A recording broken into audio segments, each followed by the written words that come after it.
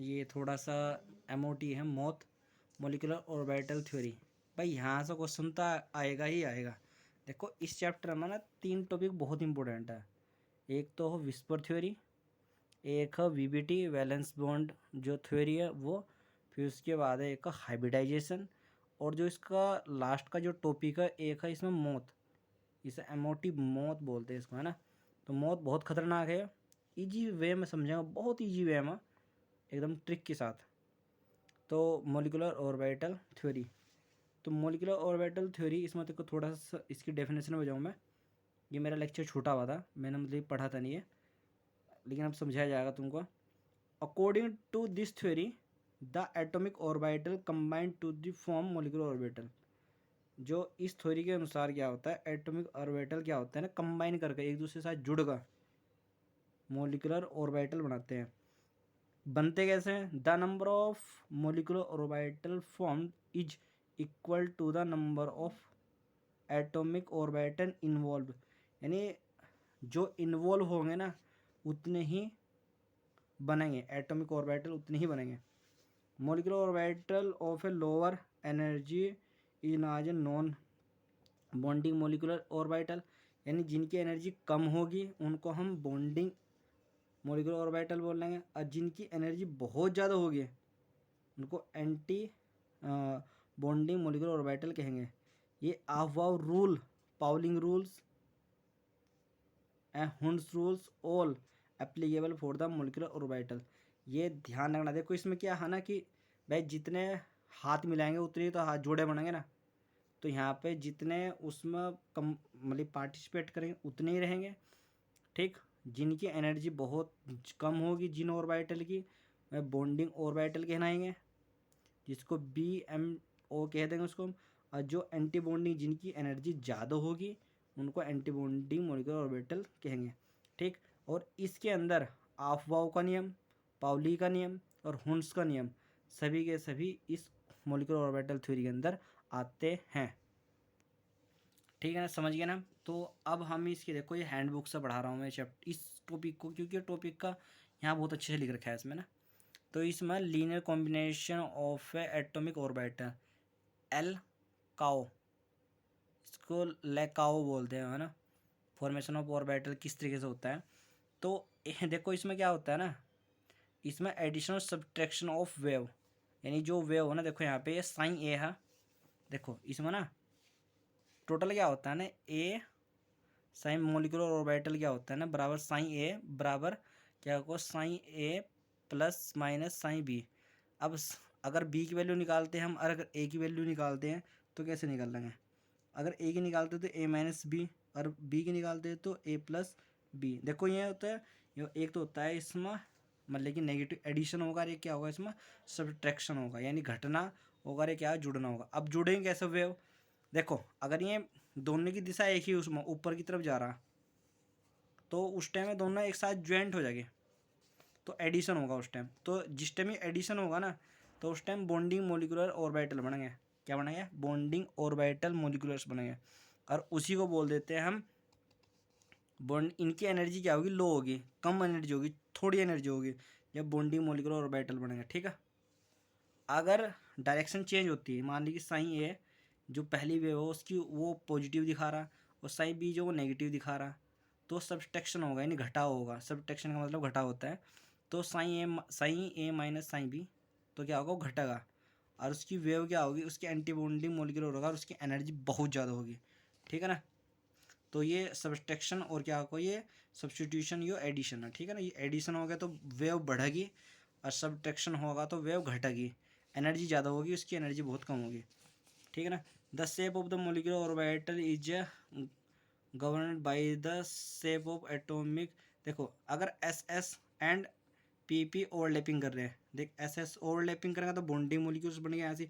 ये मतलब कि देख वन सिग्मा वन एस और सिग्मा एंटी बॉन्डिंग एस। देखो अगर बॉन्डिंग, देखो बॉन्डिंग बनना है ना तो उसको रिप्रेजेंट करेंगे सिंपल। अगर एंटी बॉन्डिंग हो तो इसमें स्टार से रिप्रेजेंट करते हैं, जैसे कि यहाँ पे किया गया, ठीक है ना। तो यहाँ से बॉन्डिंग मोलिक्यूल्स बनना है, एंटी सब्ट्रैक्शन कब होगा, इस दिशा में होगा, ठीक है ना। ऐसे यहाँ से वो तो क्या था, 1s के लिए। फिर 2s के लिए, 2s के लिए भी क्या होता है, बॉन्डिंग वाला भी होगा, यानी sigma 2s anti bonding 2s, ठीक है ना। तो इस तरीके से वो कॉम्बिनेशन ऑफ द 2p-Z भी होगा। ये पूरा पूरा क्लासिफिकेशन यहाँ दे रखा है ना, ठीक। देखो इसको हमने जैसे कि ये दे रखा है ना, 7 इलेक्ट्रॉन से ज़्यादा और 7 इलेक्ट्रॉन से कम, यानी टोटल मिला के, यानी एटॉमिक नंबर 707 से ज़्यादा और कम में की बात है। देखो इसको ना मैं इस तरीके से बताता हूँ, है ना, ये शॉर्ट तरीका यही है इसका समझने का। जैसे कि अगर मैं 7 की बात कर रहा तो यहाँ तक एटॉमिक नंबर 7 तक, अगर 7 किसका है, हमारे नाइट्रोजन का, ठीक है ना। तो एन के लिए बात कर रहा मैं, है ना, N2 की फॉर्म में मिलता है ना।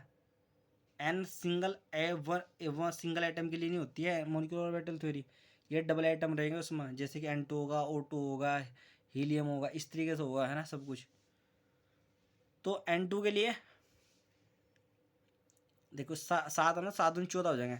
तो देखो अगर 7 से 7 तक है तो उसमें अर क्या को, जब 7 से ऊपर होगा एटॉमिक नंबर, तो उसमें थोड़ा सा अंतर, एक छोटा सा अंतर, और वो अंतर कहाँ से है, यहाँ पे देखिए होगा सिग्मा, ये सिग्मा होगा, ये एंटी, ये सिग्मा 1s, ये तो 1s के लिए होगा। तो इसके होगा सिग्मा 1s2, इसमें 2 इलेक्ट्रॉन हो जाएंगे, एक ऊपर एक नीचे। फिर सिग्मा मतलब कि 1s sigma 1s anti bonding रहेगी ऊपर, है ना। तो ये उसमें 2, इसमें 2 इलेक्ट्रॉन मर जाएंगे, 2 इसमें 2 इसमें, तो ये तो s का कंप्लीट होगा ना। एक इसमें सिग्मा रहेगा, एक सिग्मा स्टार रहेगा, सीधी बात है। फिर इसमें 2s वाला आएगा, तो 2s में क्या होगा, तो एक इसमें सिग्मा रहेगा, एक सिग्मा स्टार रहेगा, है ना। देखो यहाँ इन दोनों में कंप्लीट है, दोनों एक जैसी है, यो भी ये भी क्या है यहाँ पे भी क्या है 1s, और यहाँ भी क्या है 2s, ये भी 2s है, ये 2s, दोनों यहाँ तक के इतनी चीज़ें दोनों में कॉमन है, चाहे वो 2s हो, मतलब कि जो चाहे वो का एटॉमिक नंबर 7 तक हो या फिर 7 से ऊपर हो, दोनों में बिल्कुल सेम। फिर बात आती है 3s, फिर स्टार्ट होता है यहाँ पे पी ब्लॉक, या भाई 1s2 2s2 2p स्टार्ट होगा ना। तो पी में आते हैं 3 ऑर्बिटल होते हैं, उसमें x होता है, y होता है और z होता है। अगर देखो अगर z है पहले में, देखो पहले बता रहा मैं 7 से नीचे वाला, अगर जो 2pz है ना, 2pz अगर वो आ रहा पहला, नहीं वो आ रहा बाद में, मतलब किसके बाद में, यानी पाई, इसमें पाई पे होगा पाई 2px बराबर एनर्जी रहेगी पाई 2py, यानी इनकी जो एनर्जी है ना यहाँ से ये 2p, ये 2p में चल रहा है ना। देखो इधर लेकर रखा है मैंने 2p, अगर ये 2p होगा, जैसे कि ये होगा 2p पाई, पाई क्या रहेगा, देखो पाई शुरू में आ जाएगा पाई, यानी पाई 2p x और पाई 2p ये होगा यहाँ पे y, ये वाला है ना, इनकी दोनों की एनर्जी रहेगी सेम। इसमें जो ये 2p पाई मतलब कि 2pz, तो z आ गया इसमें बाद में, ये 2p का ही है, ये तो यहाँ ये सब कुछ हो रहा है बॉन्डिंग वाले में, और ये ऊपर आएगा एंटी बॉन्डिंग। एंटी बॉन्डिंग मतलब यहाँ से इसके लिए होगा पाई स्टार 2px और पाई स्टार 2py, ठीक है ना। फिर वो बाद में आएगा पाई स्टार 2pz। तो समझे नहीं समझे, तो इसमें छोटा सा अंतर क्या है कि इसमें जो x2p जो पाई है ना, पाई 2px और पाई 2py, तो एक इलेक्ट्रॉन पहले इसमें भर जाएगा, इलेक्ट्रॉन कैसे भर जाएंगे वो तो मैं बता ही दूंगा। तो इसमें ये तो दोनों सेम रहेगी, यहाँ 2pz यहाँ पे आएगा बीच में, फिर उसके बाद एंटी बॉन्डिंग वाले स्टार्ट हो जाएंगे, पहले ये फिर उसके बाद, ठीक है। और इसमें छोटा सा अंतर क्या होगा, जो ये 2pz है ना, यो 2pz एक्स, जो पाई 2pz है ना, ये यहाँ से हटकर नहीं यहाँ आ जाएगा, बस ये यहाँ पे आएगा नीचे की तरफ, यानी इसके बाद जस्ट 2p जो होता ना, ये एंटी बॉन्डिंग होता ना, जो सिग्मा था, सॉरी सिग्मा यहाँ से जो सिग्मा था, सिग्मा स्टार 2ps था यहाँ पे, तो इसके बाद जस्ट क्या आता है यहाँ पे आता है पाई 2pz, जेड पहला आता है, और यहाँ पे पाई 2px 2p(x) और इसमें पाई 2p(y), यानी जेड पहला आता है, ये बाद में आता है, ठीक है ना। और इनका जस्ट यहाँ पे एंटी बॉन्डिंग आती है ना, यहाँ पे एंटी बॉन्डिंग, यहाँ पे एंटी बॉन्डिंग और यहाँ पे एंटी बॉन्डिंग होगी। यहाँ पे 2p(z) जो होगा ना वो एंटी बॉन्डिंग में रहेगा, ठीक है ना। तो ये छोटा सा अंतर है। अब मैं तुम्हें एक नए पेज पे दिखा देता हूँ, जैसे कि अब थोड़ा ध्यान से समझते हुए चलना। ये क्या है, जैसे कि अब यहाँ पे 7 एटॉमिक नंबर कितना है, जेड की वैल्यू क्या है 7 तक, ओनली 7 तक है यहाँ पे, और ये है 7 से ज़्यादा का, यानी ये क्या है 7 से ज़्यादा होगा, है ना, 7 से, ठीक है। अगर एटॉमिक नंबर 7 से ज़्यादा होगा यानी ऑक्सीजन से स्टार्ट होता है, यहाँ पे नाइट्रोजन पावर खत्म हो जाता है ये बात, ठीक है ना। अब देखो हम जाहिर से देखो, अब मैं कॉमन बताऊंगा एकदम, तो क्या होगा, देखो भाई यहाँ पे पहले जो इलेक्ट्रॉन भरने की जो बात आएगी, यहाँ एक तो होगा 1s, इधर भी 1s ही है ये, तो यानी पहले इलेक्ट्रॉन यहाँ भर जाएगा बॉन्डिंग वाले में, फिर उसके बाद एंटी बॉन्डिंग में चला जाएगा, फिर उसके बाद नीचे आएगा, फिर उसके बाद ऐसा आएगा, ठीक है ना। ऐसे ही यहाँ पर रहेगा, पहले इधर ऐसा इस तरीके से भर गया, फिर उसके बाद क्या होगा 2p आएगा, सॉरी 2s आएगा, 2s। अब 2s आएगा तो इसमें इसमें भी ऐसा रहेगा नॉर्मल, ठीक, इसमें कोई दिक्कत है नहीं। एक ये यहाँ लिख रहा है एंटी बॉन्डिंग वाला, ये ऊपर वाले एंटी बॉन्डिंग के, और नीचे क्या है बॉन्डिंग वाले, ठीक है ना। अब यहाँ पे लिख लेना है सिग्मा होगा, इसमें सिग्मा रहेगा। फिर इसके बाद क्या होगा, अब जो रहेगा ना यहाँ पे पाई आ जाएगा नीचे, यानी जो जेड है ना वो ऊपर आएगा इसमें, बस यहाँ से ये पाई 2p(x) रहेगा और पाई 2p(y) होगा। इनकी एनर्जी दोनों की सेम रहेगी, तो एक इलेक्ट्रॉन पहले इसमें भर जाएगा यहाँ से, फिर इलेक्ट्रॉन इसमें भर जाएगा, फिर इलेक्ट्रॉन यहाँ आएगा, फिर उसके बाद इलेक्ट्रॉन इस इधर आएगा, इस तरीके से भर जाएंगे। इनमें भी ऐसा होगा कि पहले इलेक्ट्रॉन इसमें, ऐसा नहीं कि 2 इलेक्ट्रॉन आएंगे, 2 के 2 इसमें भर दिए, ऐसे नहीं होने का।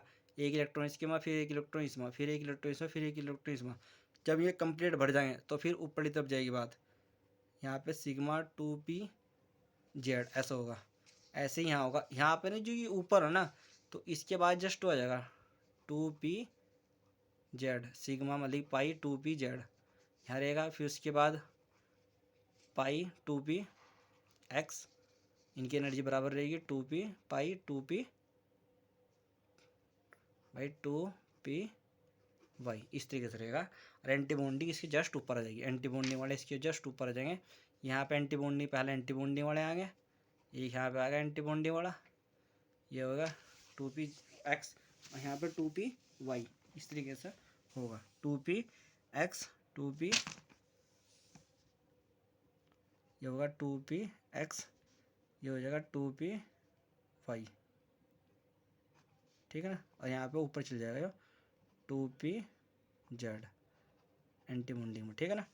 इसमें जस्ट इसके नीचे ये दोनों नीचे आ जाएंगे, यहाँ पे pi star 2p(x) pi star 2p(y)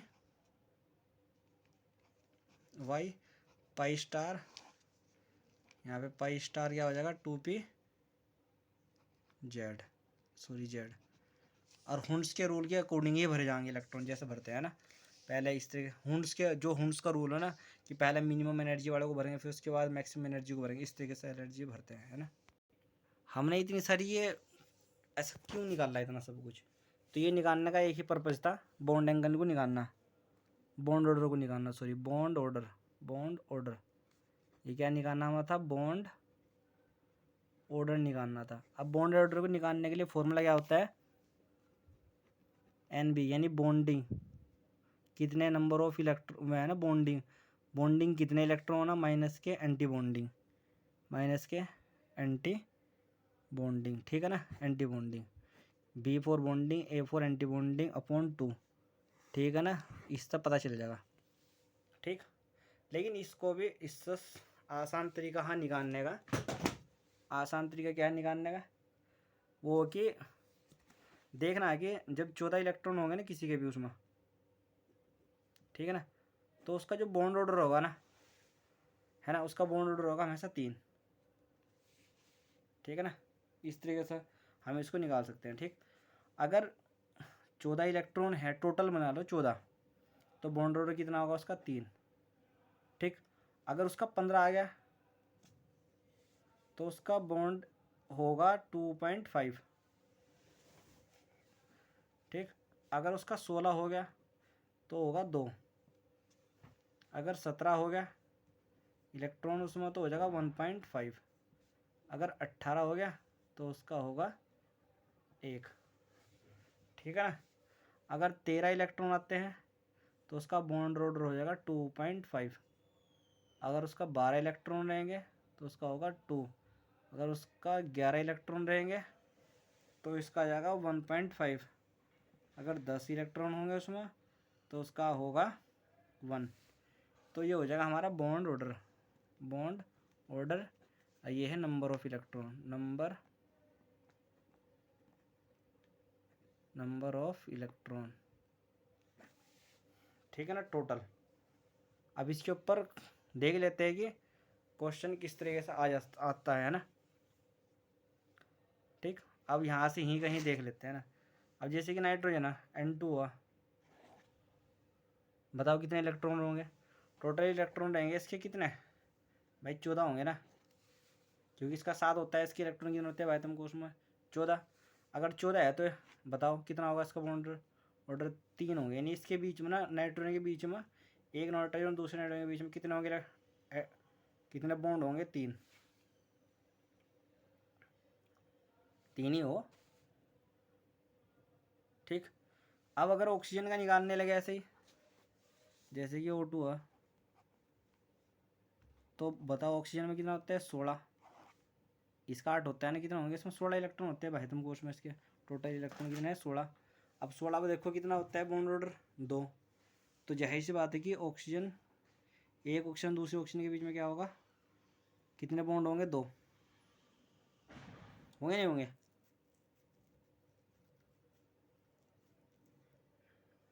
तो अगर ऐसा हो गया जैसे कि बोलने लगा कि N2+, अब बताओ जी बॉन्ड ऑर्डर कितना होगा इसका N2+, तो टोटल कितने होते हैं इसमें 14। भाई टोटल कितने इलेक्ट्रॉन होते हैं 14। अगर प्लस है तो इसका मतलब इलेक्ट्रॉन गया, माइनस के 1, तो कितने बच गए 3, 13।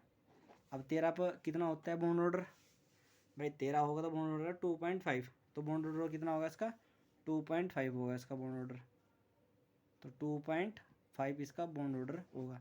अब किस तरीके से शो करते हैं वो इतना ज़्यादा जानने की ज़रूरत नहीं है। ठीक है ना, तो हम इस तरीके से निकाल सकते हैं ना। तो हमें मतलब कि जो MOD पढ़ी और वो जो 700 ऊपर 700 नीचे का जो कॉन्फ़िगरेशन मैंने बताया तुम्हें, तो उसकी ज़रूरत क्यों पड़ी भाई। देखो हम ना बॉन्ड इस ना MOD से क्या क्या निकाल सकते हैं, MOD से हम क्या क्या निकाल सकते हैं।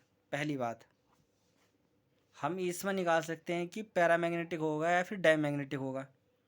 यानी कैसा होगा वो, या तो पैरामैग्नेटिक हो सकता है या फिर या डायमैग्नेटिक। ठीक है, पैरामैग्नेटिक विद डायमैग्नेटिक, पैरामैग्नेटिक या फिर डायमैग्नेटिक करैक्टर को हम निकाल लेंगे उस कॉन्फ़िगरेशन से। दूसरी बात, MOT से हम निकाल सकते हैं उसकी बॉन्ड ऑर्डर, बॉन्ड ऑर्डर कितना, उसके अंदर कितने बॉन्ड बढ़ने, 1 बढ़ना, 2 बढ़ना, 3 बढ़ना, या फिर ओड नंबर बढ़ना, 2.5 बढ़ना, 1.5 बढ़ना, क्या बॉन्ड ऑर्डर बढ़ना, वो इससे हम निकाल सकते हैं। तीसरा पॉइंट इससे निकाल सकते हैं कि उसकी स्टेबिलिटी, वो कितना स्टेबल है, क्या स्टेबिलिटी निकाल सकते हैं। 4, हम उसकी जो स्टेबिलिटी के साथ साथ क्या निकाल सकते हैं, उसकी जो बॉन्ड, देखो स्टेबिलिटी पैरामीटर करैक्टर हो गया, फिर बॉन्ड लेंथ भी निकाल सकते हैं, है ना। ठीक, बॉन्ड लेंथ, ठीक है ना, क्या निकाल सकते हैं, बॉन्ड लेंथ। तो ये था ना पैरामैग्नेटिक और डायमैग्नेटिक, ये मैग्नेटिक करैक्टर है, इसको क्या बोलते हैं हम, ये पूरा पूरा क्या होगा, मैग्नेटिक करैक्टर, मैग्नेटिक करैक्टर। ठीक है ना, यानी मैग्नेटिक कैसा करैक्टर उसका। बॉन्ड ऑर्डर हो गया, स्टेबिलिटी होगी उसकी, और क्या निकाल सकते हैं हम, उसकी बॉन्ड लेंथ, बॉन्ड लेंथ भी उसके बारे में पता कर सकते हैं। अब यहाँ पे एक छोटा सा एग्जाम, मतलब कि एक वो हुआ, तो यानी बॉन्ड ऑर्डर जो होगा वो स्टेबिलिटी उसकी ज़्यादा होगी, यानी स्टेबिलिटी क्या होगा, स्टेबिलिटी, यानी बॉन्ड ऑर्डर किसके प्रोपोर्शनल होता है, डायरेक्ट स्टेबिलिटी के, वो कितना स्टेबल होगा, जितना ज़्यादा बॉन्ड उतना ज़्यादा स्टेबिलिटी। और 1/, उसके बॉन्ड लेंथ होती है ना, यानी जितना ज़्यादा बॉन्ड बन रहे होंगे ना तो बॉन्ड लेंथ उतनी कम हो रही होगी, क्योंकि जो सिग्मा बॉन्ड होता है ना या फिर कोवेलेंट बॉन्ड होता है वो बहुत ही लंबे होते हैं बॉन्ड में, ठीक है ना। देखो जब हमारे सर ने हमको पढ़ा रहे थे तो उन्होंने ना मतलब कि एक एटॉमिक नंबर 1 से लेकर एटॉमिक नंबर जो 9 था वहाँ तक के उन्होंने पूरा पढ़ाया था ना, और पूरा मतलब कि एक दो नहीं, जैसे कि हमें जितने मैंने लिख रखे उतने मैं तुमको बता रहा क्वेश्चन ये। जैसे कि लिथियम नॉर्मल भी था, Li2 भी था, Li1+ था, Li2+ था, Li- था और Li2 नेगेटिव था। इस तरीके से उन्होंने लिखवाया। हमें पता है कि लिथियम 3 होता है परमाणु क्रमांक, उसके इलेक्ट्रॉन कितने होंगे, 6। कितने होंगे इलेक्ट्रॉन, कितने होंगे इसके अंदर, 6। अब ये 7 से नीचे ही तो, 7 तक भी नहीं है, 7 से नीचे है, तो इसमें कौन सा रूल फॉलो होगा, रूल फॉलो होगा ये वाला, यानी इलेक्ट्रॉन कितने उसके अंदर, 6, यानी 2 यहाँ भर जाएंगे, 2 यहाँ भर जाएंगे और 2 भर जाएंगे यहाँ से, 2 यहाँ से भरे जाएंगे। अब यही तो था कि बॉन्डिंग में भरे जाएंगे, एंटी बॉन्डिंग में भरे जाएंगे, तो यहीं से इम्पोर्टेंट चीज़ दिया कि भाई देखो जी बॉन्ड पेयर थे ना वो कितने थे, बॉन्ड पेयर थे 4। देखो जब देखो बात ना यहाँ से, पहले इसमें इलेक्ट्रॉन रहते हैं पूरे के पूरे, फिर इसमें भरे जाएंगे पूरे, फिर इसमें भरे जाएंगे पूरे, फिर उसके बाद इसमें भरे जाएंगे, इस तरीके से होगा, क्योंकि सिंगल ऑर्बिटल है ना, ये दिक्कत होती है यहाँ से जब 2 आ जाते हैं ना, यानी 2, यानी π2px π2py, एक इलेक्ट्रॉन भर जाएगा यहाँ से, एक इलेक्ट्रॉन भर जाएगा यहाँ से, फिर एक इलेक्ट्रॉन यहाँ भर जाएगा, फिर उसके एक इलेक्ट्रॉन भर जाएगा यहाँ। हुन्स रूल को फॉलो करेंगे, आप फॉक नियम को फॉलो करेंगे, समझ गए ना बात। अगर ये इसको फॉलो नहीं करें तो बात हो जाएगी, बिगड़ जाएगी बात। तो 2 इलेक्ट्रॉन यहाँ भर जाएंगे, 2 इलेक्ट्रॉन 4 हो गए, 2 इलेक्ट्रॉन भर जाएंगे यहाँ, तो बॉन्डिंग इलेक्ट्रॉन कितने हो गए, 2 यहाँ से, 2 यहाँ से, 2 और 2 4, एंटी बॉन्डिंग कितने हो गए, 2, तो 4 - 2, 4 - 2, तो कितने बच गए, बॉन्ड आया कितना है इसके बीच में, 1, यानी एक बॉन्ड बना रहा होगा उसके बीच में, तो बॉन्ड कितना बनना होगा उसके बीच में, 1 का ओनली, क्योंकि 3 होता है ना, एक देगा और एक लेगा, ऐसा हो जाएगा। अब मैग्नेटिक करेक्टर कैसा होगा, देखो अब ये मैग्नेटिक करेक्टर बताया जाएगा कैसा, मैग्नेटिक करेक्टर बताया जाएगा अगर अनपेयर्ड इलेक्ट्रॉन रहेंगे, यानी एक सिंगल इलेक्ट्रॉन रहेंगे तो स्ट्रक्चर होगा, यानी मैग्नेटिक करेक्टर होगा पैरामैग्नेटिक। अगर अनपेयर्ड इलेक्ट्रॉन नहीं है, यानी अनपेयर्ड इलेक्ट्रॉन का मतलब क्या, मतलब कि अगर वो ऐसा रहता है कि एक यहाँ अनपेयर्ड थे ना, यानी पेयरिंग नहीं हुई, तो वो होगा वो डायमैग्नेटिक। अगर पेयरिंग होगी तो डायमैग्नेटिक, अगर अनपेयर्ड हमें तो क्या होगा, वो पैरामैग्नेटिक होगा। तो यहाँ से क्या, हाँ यहाँ पे मतलब कि 2 यहाँ भरे गए, 2 इसमें भरे गए, 2 इसमें भरे गए, ठीक, तो यहाँ पे डायमैग्नेटिक होगा करेक्टर, तो मैग्नेटिक करेक्टर कैसा होगा उसका, डायमैग्नेटिक होगा, ठीक है। फिर ये Li2+, अब प्लस होगा तो एक इलेक्ट्रॉन भाग गया ना इसमें, तो इलेक्ट्रॉन कितने बचे इसके पास, अब बचे इसके पास भाई 2 होना तो 6 थे, टोटल कितने 6, एक भाग गया तो बचे कितने 5। अब 5 भरे जाएंगे तो किस तो भर जाएगा, देखो 2 यहाँ भरेंगे, 2 यहाँ भरेंगे, एक उसमें भरेगा, यानी बॉन्डिंग वाले कितने हो जाएंगे, 2 और 2, 2 और 1 कितने हो जाएंगे 3, तो 3 माइनस कितना हो जाएगा, 2 एंटी बॉन्डिंग होते, तो कितना आ जाएगा 1/2, बॉन्ड ऑर्डर कितना आएगा इसका 0.5, बॉन्ड ऑर्डर कितना आएगा 0.5। अब इसमें क्या रहेगा, एक इलेक्ट्रॉन सिंगल रहेगा था नहीं ऊपर, तो ये क्या हो जाएगा यहाँ से पैरामैग्नेटिक करेक्टर होगा। फिर Li2+ होगा, यानी अब जो जो 2 ऊपर भरे जा रहे थे वे तो खत्म हो गए, अब टोटल इलेक्ट्रॉन कितने रहेंगे इसमें 4, 6 थे टोटल, पहले कितने थे 6, अब कितने रहेंगे 4, तो 4 रहेंगे तो कितना रहेगा, ये 2 - 2 तो कितना हो जाएगा 0, तो 0 को अगर हम 0 को किसी संख्या भाग दे रहे तो क्या हो जाएगा 0, तो बॉन्ड ऑर्डर क्या आएगा इसका 0, तो बॉन्ड ऑर्डर 0, क्या मतलब ये, तभी तो जो नोबेल गैस पढ़ा था ना वे कोई बॉन्ड ही नहीं बनाते हैं, वे सिंगल रहे बस ऐसे ही। तो Li अब ये माइनस में आ गया, अब इलेक्ट्रॉन की संख्या बढ़ने लगेगी। अब जब इलेक्ट्रॉन की संख्या बढ़ने लगेगी ना, यानी दो इसमें अब एक वहाँ भर जाएगा एंटी बॉन्डिंग की संख्या कितनी होगी यहाँ से 3, 4 - 3 1/2 तो 0.5। ऐसे ही अब यहाँ से होगी इलेक्ट्रॉन की संख्या होगी 8, तो वह पूरा फिल हो जाएगा वो, तो बराबर संख्या फिर आएगा 0। अब स्टेबिलिटी बताओ किसकी ज़्यादा होगी। भाई हमने ये कहा था कि जितना ज़्यादा बॉन्ड मतलब कि बॉन्ड नंबर जिसकी ज़्यादा होगी ना उसकी स्टेबिलिटी ज़्यादा होगी, और बॉन्ड लेंथ क्या होगी उसकी इन्वर्सली प्रोपोर्शनल थी नहीं। ठीक है ना। अब बॉन्ड देखो, बॉन्ड ना अगर बाई चांस ये मत सोचो कि अगर बॉन्ड सेम बॉन्ड आ गया, जैसे कि इसका था बॉन्ड कितना 0.5, अब ये भी क्या है 0.5, लेकिन ये जो स्ट्रक्चर है इसका ये है पैरामैग्नेटिक, और ये भी क्या है पैरामैग्नेटिक। ठीक है ना, तो ये तो दोनों सेम ही है ना।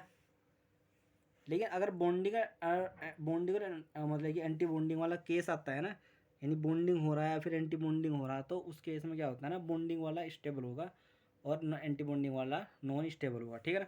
तो Li2 था तो डायमैग्नेटिक था वो, तो ये तो सिंपल है, तो ये तो ज़्यादा ही होगा क्योंकि इसका बॉन्ड ऑर्डर है एक।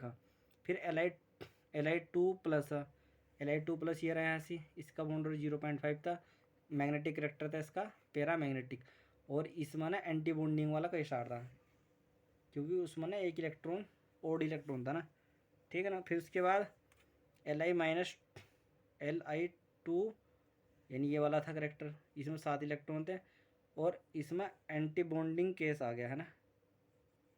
ठीक, एंटी बॉन्डिंग का केस इसमें आ गया। इसमें क्या होता है, बॉन्डिंग होती है, इसमें क्या हो रही है यहाँ पे एंटी बॉन्डिंग वाला केस है। तो इसमें क्या है ना, ये बॉन्डिंग वाला, ये क्या है एंटी बॉन्डिंग।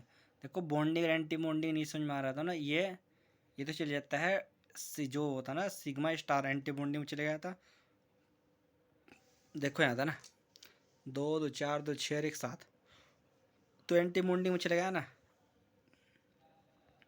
और ये 2 और 2 4 1 5 ही, ये 5 ही है, तो ये क्या बॉन्डिंग वाले में वो सिग्मा स्टार माना, तो एंटी बॉन्डिंग में तो स्टेबिलिटी ज़्यादा किसकी होगी, जो बॉन्डिंग वाला होगा, और एंटी बॉन्डिंग वाली स्टेबिलिटी कम होगी। ठीक, अगर बॉन्ड लेंथ के बारे में बात कर रहे हैं तो ये तो दोनों में रहेगा सेम है, तो इसमें कम होगी। फिर इसमें पैरामैग्नेटिक करेक्टर, देखो पैरामैग्नेटिक करेक्टर, अब पैरामैग्नेटिक करेक्टर क्या होगा ना, पैरामैग्नेटिक करेक्टर मतलब दोनों की सेम ही रहेगी, क्योंकि ये पैरामैग्नेटिक है वो पैरामैग्नेटिक है, दोनों पैरामैग्नेटिक है, और ये क्या है मैग्नेटिक वाला। अब इस तरीके से इसकी करके देखिए ना, B2 plus B2 minus B2 2 plus B2 2 minus.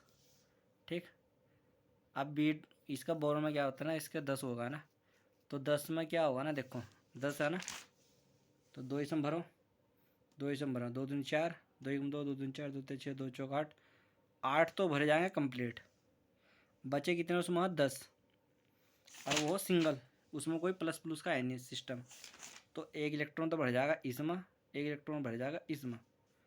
ठीक है ना, तो एक इसमें और एक इसमें, ये इंपॉर्टेंट बात है भाई। मैं वो होगा ना मतलब कि पैरामैग्नेटिक डायमैग्नेटिक यहाँ से उस तो ये पता चलेगा। तो बॉन्डिंग वाले कितने हैं, तो कैसा होगा, ये 10 कहाँ है क्या, ये रहा यहाँ से 10, तो 6 - 4 गया 2, तो कितना आ जाएगा बॉन्ड 1, अनपेड इलेक्ट्रॉन 2, क्योंकि मैंने बताया ना कि 2 रहेंगे। ठीक है ना, तो पैरामैग्नेटिक होगा, प्लस में आ गए तो 9 हो जाएंगे, तो 4 - 4 मतलब कि 5 - 4 तो कितना हो जाएगा 0.5, अनपेड इलेक्ट्रॉन्स में 1 हो जाएगा, करेक्टर होगा अभी पैरामैग्नेटिक ही। अब उसके बाद ये प्लस है तो यहाँ पे माइनस आ गया, तो इलेक्ट्रॉन हो गया 11। अब अनपेड इलेक्ट्रॉन बच जाएंगे, जैसे कि इसमें 7 हो जाएगा, कैसे, ये था ना 2 2 4 2 6 2 8 9 10, एक इलेक्ट्रॉन बढ़ गया ना तो 11 यहाँ से, तो अनपेड इलेक्ट्रॉन रह जाएगा 1, अनपेड इलेक्ट्रॉन कितना रहेगा 1, तो पेड इलेक्ट्रॉन कितना हो गया यहाँ पे, बॉन्डिंग वाला इलेक्ट्रॉन कितना हो गया 7 - 4 तो कितना हो जाएगा 3/2, ये 3/2 होगा ना, तो 1.5 हो जाएगा, अनपेड इलेक्ट्रॉन्स में 1 बच जाएगा, पैरामैग्नेटिक करेक्टर पैरामैग्नेटिक ही रहेगा। अब इसमें +2 हो गया तो इसमें से 8 ही बचे भी इलेक्ट्रॉन, तो 4 माइनस 4 ये एग्जिस्ट नहीं करने का, तो डायमैग्नेटिक होगा लेकिन करेक्टर है ना। फिर ये 2 माइनस है तो 12 हो गया इलेक्ट्रॉन, तो 8 माइनस 4 ये देख लेना है जोड़, तो ये सिंपल सी बात है, कोई ज़्यादा दिक्कत नहीं है। तो 4 ये 2 हो जाएगा इसका ये, लेकिन इसमें अनपेड इलेक्ट्रॉन नहीं होने के पूरा हो जाएगा, डायमैग्नेटिक हो जाएगा। अब क्वेश्चन आता है कि बॉन्ड ऑर्डर क्या होगा। अब बॉन्ड ऑर्डर देख लो यार, बॉन्ड ऑर्डर में क्या होगा, 2 नेगेटिव है, इसमें 2 इलेक्ट्रॉन, ये 2 होगा, इसका कितना 1.5 है तो ये 1.5। देखो ये थोड़ा सा ये नहीं दिख रहा कि मतलब कि ये 2 नेगेटिव है, ये 1 नेगेटिव है, फिर यहाँ न्यूट्रल है, फिर यहाँ +1 है, फिर +2 है, ऐसा कुछ दिख नहीं रहा, ऐसा ही तो था भाई।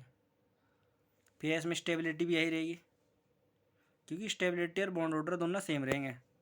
बॉन्ड लेंथ इसका इन्वर्स हो जाएगा। पैरामैग्नेटिक डायमैग्नेटिक करेक्टर वो देख लो, पैरामैग्नेटिक कोण कितना पैरामैग्नेटिक का। बस अब इस तरीके से तुम ना, मैं क्वेश्चन दे रहा तुम्हें बहुत सारे, कार्बन वाली सीरीज करो पूरी, पहले 1+, फिर 2+, फिर 1-, फिर 2- करके देखो। फिर इसके बाद नाइट्रोजन का करके देखो, N2+, फिर इसके बाद N2+, ये इसको भी सीरीज को करो पूरी को, इम्पोर्टेंट है बहुत ज़्यादा। फिर ऑक्सीजन सीरीज, नाइट्रोजन के बाद ऑक्सीजन सीरीज, ऑक्सीजन सीरीज को भी करो, उसमें थोड़ा सा अंतर होगा एक, बस मैंने वो बता दिया तुम्हें है ना। फिर उसके बाद फ्लोरीन की सीरीज भी करो, ये सीरीज पूरी पूरी, ठीक। तो ये MOT ख़त्म होती है, MOT में कुछ बचा नहीं अब, MOT कंप्लीट।